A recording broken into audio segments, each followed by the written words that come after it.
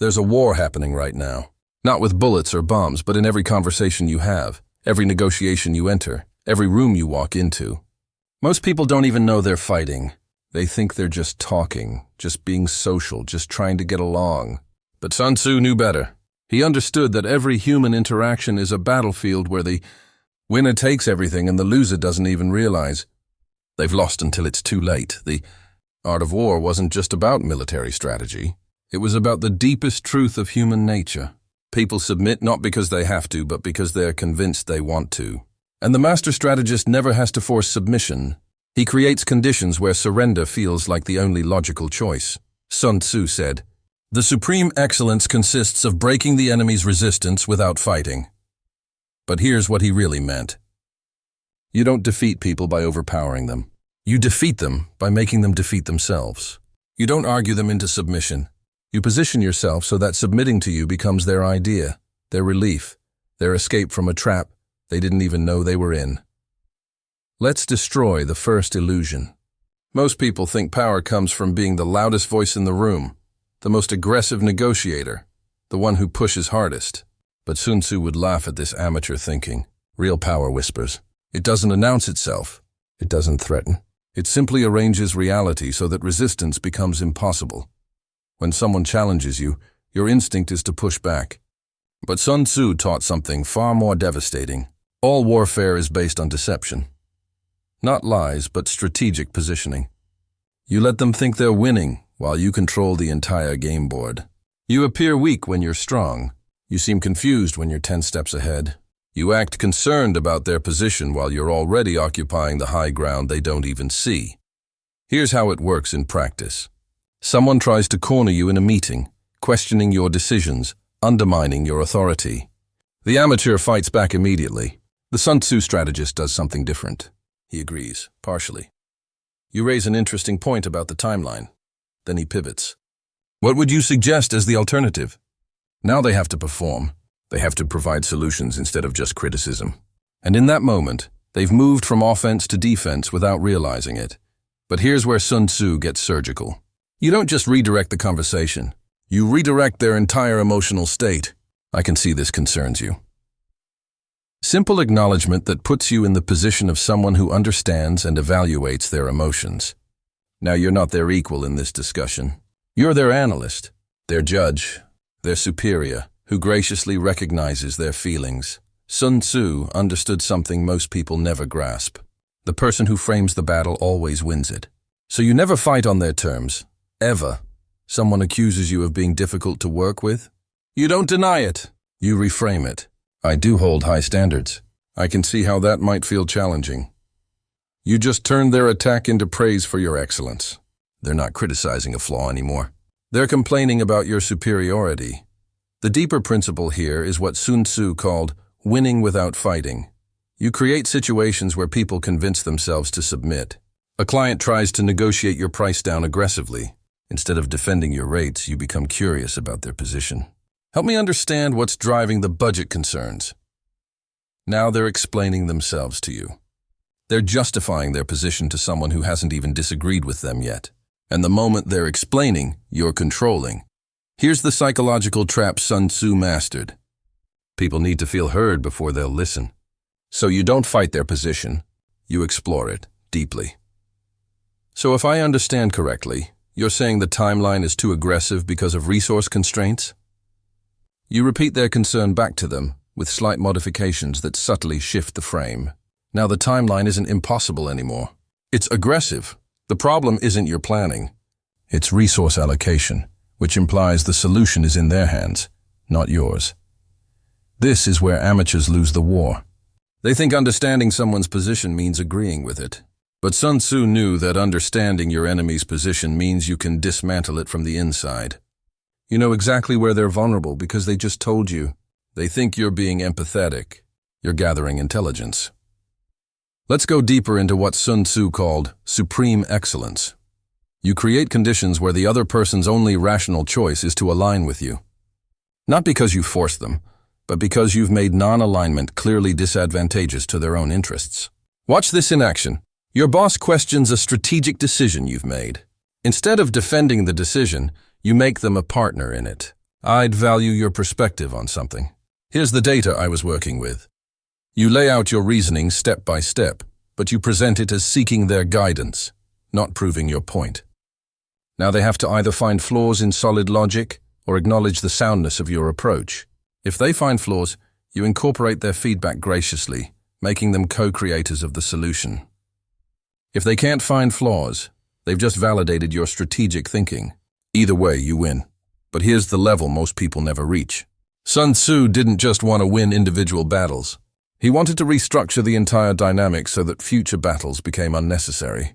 This is what he meant by, the skillful strategist defeats the enemy without any fighting. You don't just handle the current challenge. You position yourself so that people stop challenging you entirely. How do you do this? You become indispensable to their success, not through servitude, but through strategic value. You consistently provide insights they can't get elsewhere. You solve problems they didn't even know they had. You make connections they couldn't make on their own. Slowly, subtly, you become not just valuable, but irreplaceable. And irreplaceable people don't get challenged. They get consulted. Sun Tzu said, "Know yourself and know your enemy." But in modern warfare, this translates to something more sophisticated. Know what motivates the person across from you better than they know it themselves. Everyone has hidden drivers: status, security, recognition, control, belonging. Most people don't even consciously know what's driving them. But you do, and you speak to those drivers directly. Your colleague always interrupts in meetings, trying to dominate the conversation. The amateur sees this as aggression and fights back. The Sun Tzu strategist sees this as insecurity about being heard and valued. So instead of competing for airtime, you give them exactly what they need. John raises a crucial point here. John, can you expand on that? Now you're not competing with John. You're elevating John, and elevated people don't attack their elevators. They protect them. This is psychological jujitsu. You use their own force against them. The person who needs to feel important gets importance, but channeled through you. The person who needs to feel secure gets security, but you become the source of that security. The person who needs recognition gets recognition, but you become the one who provides it. Now they're not opposing you. They're depending on you. Here's where Sun Tzu gets ruthless. Once someone is depending on you for what they need most, withdrawal becomes your greatest weapon. Not hostile withdrawal, but strategic absence. The person who's used to getting importance through you suddenly finds that importance less available. They become more accommodating, more agreeable, more willing to align with your preferences. They don't even realize it's happening. Let's talk about what Sun Tzu called attacking where they are unprepared. In personal and professional warfare, this means identifying where someone's confidence is weakest and applying pressure there indirectly. The micromanaging boss who's insecure about being seen as controlling. You don't call them controlling. You praise their attention to detail, while subtly highlighting how it might slow down results they care about. Your thoroughness is really valuable. I'm wondering if there's a way to maintain that quality while hitting the aggressive timeline you set. Now they're in a bind. They can't object to being called thorough and valuable, but they also can't ignore the implication that their thoroughness might compromise their other priority. They resolve this tension by giving you more autonomy, which is what you wanted all along. They think they're making a strategic decision about resource allocation. You know you just maneuvered them into backing down from micromanagement. Sun Tzu understood that the highest level of strategy appears effortless. When you're truly skilled, people submit to you while believing it was their idea. The negotiation where the other party suggests the terms you wanted. The meeting where your colleague proposes the solution you had in mind. The relationship where the other person starts deferring to your judgment without being asked to. This requires what Sun Tzu called strategic patience. You don't push for immediate submission. You create conditions and let natural forces work. You plant seeds and let them grow. You suggest possibilities and let others adopt them as their own insights. You model behaviors and let others imitate them thinking they're being original. Here's a concrete example. You want your team to adopt a new process, but you know direct implementation will create resistance. Instead of mandating the change, you start using the new process for your own work. You mention casually how much more efficient it's been. You share results that are clearly better. You don't promote the process. You just embody it. Slowly, team members start asking about your approach. They start adopting elements of it. Eventually, someone suggests the team should formalize this new approach. You agree enthusiastically, as if it's a fresh idea they came up with. This is what Sun Tzu meant by winning without fighting. You never imposed anything. You created conditions where adoption became inevitable and felt voluntary. But let's address the elephant in the room. Some people can't be led subtly. Some personalities require more direct handling. Sun Tzu had strategies for this too. If your enemy is temperamental, seek to irritate him. Not through obvious provocation, but through strategic behaviors that expose their weaknesses publicly. The colleague who's always trying to one-up you in meetings. You don't compete with them directly. You set traps. You ask questions you know will reveal the limits of their knowledge. That's interesting, David. How do you think that approach would handle the compliance requirements in Q3? If David doesn't know, he's exposed as superficial. If he does know, you follow up with deeper technical questions until you find the edge of his expertise. You never attack him. You just create opportunities for him to attack himself. The key is maintaining plausible innocence. You're not trying to embarrass anyone. You're just asking clarifying questions. You're seeking to understand their proposal better, but you're doing it strategically, probing for weaknesses while appearing genuinely interested in their ideas. Sun Tzu called this defeating the enemy's strategy. You don't wait for bad actors to execute their plans. You make their strategies impossible to implement successfully. The person who tries to undermine you finds that their undermining only exposes their own limitations. The person who tries to compete with you discovers that competition with you makes them look desperate rather than ambitious. Here's where most people fail at Sun Tzu's approach. They think being strategic means being cold or manipulative. But Sun Tzu's true insight was that the most effective strategy often looks like genuine care and interest. You're not pretending to care about people's success. You're genuinely invested in creating conditions where their success aligns with your objectives. The team member who's resistant to your leadership, you don't try to overcome their resistance. You understand it. I sense some hesitation about this direction. What concerns you most? Then you listen. Really listen. Not to find flaws in their reasoning, but to understand the real source of their resistance. Often it's not about your proposal at all. It's about feeling unheard, undervalued, or uncertain about their own competence. Once you understand the real issue, you can address it directly. It sounds like you're concerned about having the bandwidth to execute this well given your current workload. Now you're not arguing about strategy anymore. You're problem-solving together about resource allocation. And people who feel heard and supported don't resist. They contribute. This brings us to Sun Tzu's ultimate principle. The highest skill is to subdue the enemy without fighting, to take his cities without siege, to overthrow his state without bloodshed. In personal and professional contexts, this means creating such clear mutual advantage that opposition becomes irrational. You don't make people submit to you. You make submitting to you the obviously correct choice for their own success. The client who tries to negotiate your fees down discovers that working with you at your standard rate delivers more value than they expected. The colleague who initially resists your proposals finds that your suggestions consistently make them look good to leadership. The boss who questions your methods sees that your results speak for themselves. But here's the advanced technique Sun Tzu would recognize immediately. Sometimes the fastest way to gain submission is to explicitly reject it. The person who's trying to win your approval through submission, you make it clear that blind agreement isn't what you value. I need you to push back on this if you see problems. The last thing I want is yes men. Now their submission becomes strategic disagreement. They start offering thoughtful challenges and alternative perspectives, which is actually much more valuable than compliance. And paradoxically, this makes them more aligned with you, not less. Sun Tzu understood that people submit most completely to leaders who don't need their submission. The energy of neediness repels. The energy of self-sufficiency attracts. When you make it clear that you'll be successful with or without someone's cooperation, they become much more motivated to cooperate. Not because they fear consequences, but because they want to be associated with your success rather than excluded from it. Let's talk about timing, which Sun Tzu considered crucial. Rapidity is the essence of war.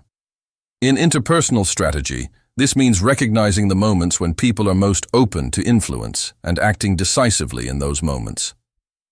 Someone just made a mistake and is feeling vulnerable. Someone just achieved success and is feeling generous. Someone just received criticism and is questioning their approach. These are windows of opportunity for repositioning relationships. But Sun Tzu also knew that premature action destroys opportunity. You don't push when someone is defensive. You wait until they're receptive. You don't propose solutions when someone is still venting emotions. You let them process first, then offer value. You don't ask for commitment when someone is uncertain. You provide clarity first, then let them choose. The master strategist recognizes that submission isn't a single moment. It's a process. People don't go from resistance to surrender instantly. They go through stages: initial resistance, growing uncertainty, tentative openness, experimental cooperation, and finally, committed alignment. Your job is to facilitate this progression, not to force it. Here's how Sun Tzu would handle the most challenging scenario: the person who's actively working against you. Not just resistant, but actively undermining. The amateur tries to fight this person directly, which usually escalates the conflict and makes you look petty. The Sun Tzu strategist does something more elegant. First, you cut off their supply lines. What does this person need to be successful in their undermining efforts? Usually it's allies, information, or credibility. You don't attack these directly. You simply become more valuable to their allies than they are. You provide better information to key stakeholders. You build your credibility through consistent results, while letting their credibility erode naturally through their own behavior. Second, you force them to fight on terrain that favors you. If they're spreading rumors, you create transparency that makes rumors irrelevant. If they're creating political alliances, you focus on delivering measurable value that makes politics secondary. If they're trying to make you look incompetent, you produce results that speak louder than their accusations. Third, you use their aggression against them. Sun Tzu said, "When the enemy is relaxed, make them toil. When full, starve them. When settled, make them move." The person who's actively working against you is investing a lot of energy in opposition. You make that investment costly and visible. You stay calm and professional, while they become increasingly agitated and obvious in their hostility. Eventually, leadership and colleagues start noticing the contrast. The end game isn't that this person gets fired or punished. The end game is that they realize their opposition is counterproductive to their own interests, and they choose to redirect their energy towards something more constructive. Often your most effective allies are former opponents who've learned to respect your approach. Part 4. Mastery and Ultimate Victory. Sun Tzu. His deepest insight was that victory becomes inevitable when you control the conditions under which the battle is fought. You don't just respond to challenges. You shape the environment so that the challenges that emerge are ones you're prepared to handle easily. You influence the criteria by which success is measured. You determine what information is available to decision-makers. You set the timeline and pace of important processes. This is why Sun Tzu emphasized intelligence gathering above everything else. Know your enemy and know yourself. In modern contexts, this means understanding not just what people say they want, but what they actually prioritize when forced to choose. Understanding not just their official position, but their personal interests and concerns. Understanding not just their strengths, but their insecurities and blind spots. But the most important intelligence is about yourself. What are your actual capabilities versus your perceived capabilities? What do you do better than anyone else around you? What unique value do you provide that would be hard to replace? Where are your blind spots that others might exploit? The strategist who knows himself accurately can position himself optimally. Here's the final evolution of Sun Tzu's approach. At the highest level, you don't make people submit to you. You make them want to be the kind of person who would naturally align with you. You become a standard they aspire to meet. You embody qualities they wish they had. You demonstrate possibilities they want to explore. This is beyond manipulation or coercion. This is leadership through inspiration, but inspiration guided by strategic intelligence. You're not accidentally inspirational. You're intentionally modeling the behaviors and attitudes that serve your objectives while genuinely helping others develop their potential. The colleague who initially competed with you starts asking for your advice on handling difficult situations. The client who tried to micromanage your work starts trusting your professional judgment. The boss who questioned your methods starts using you as an example for other team members.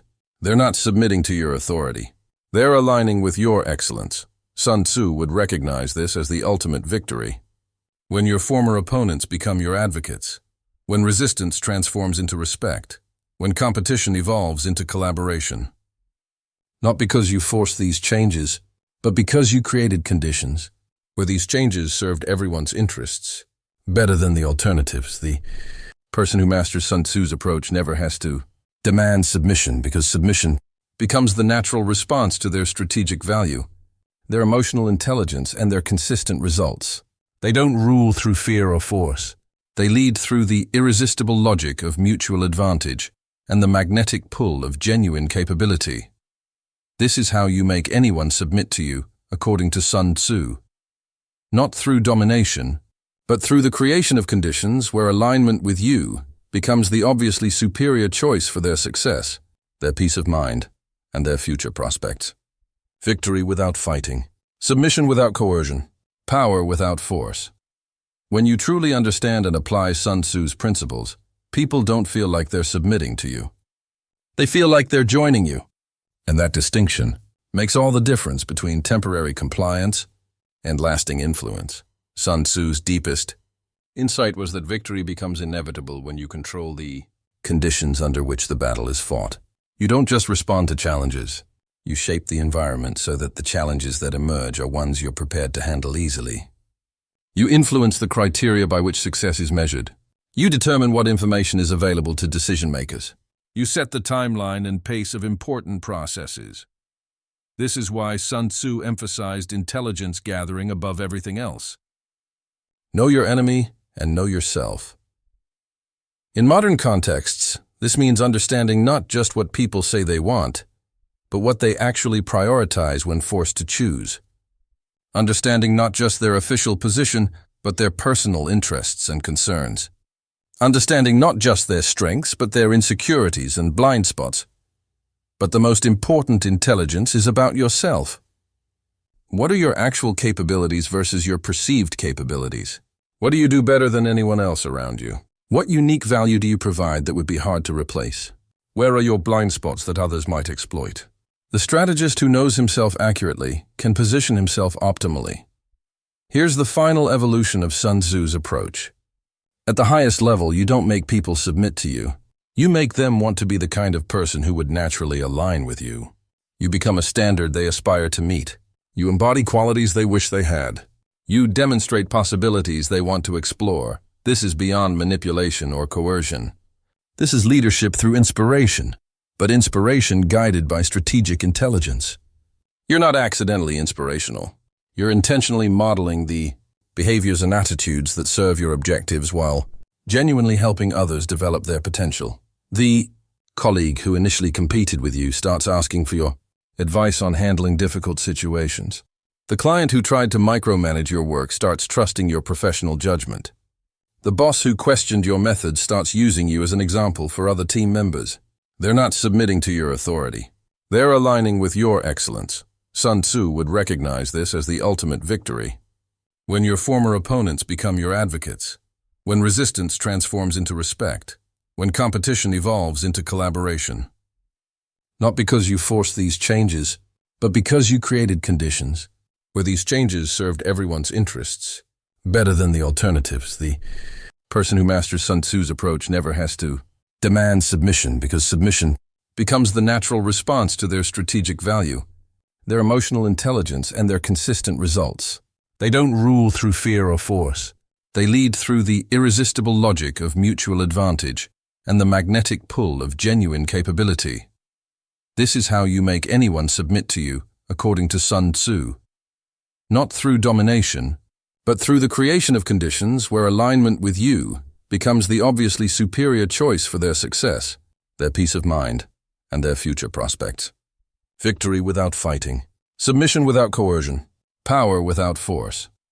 When you truly understand and apply Sun Tzu's principles, people don't feel like they're submitting to you. They feel like they're joining you. And that distinction makes all the difference between temporary compliance and lasting influence.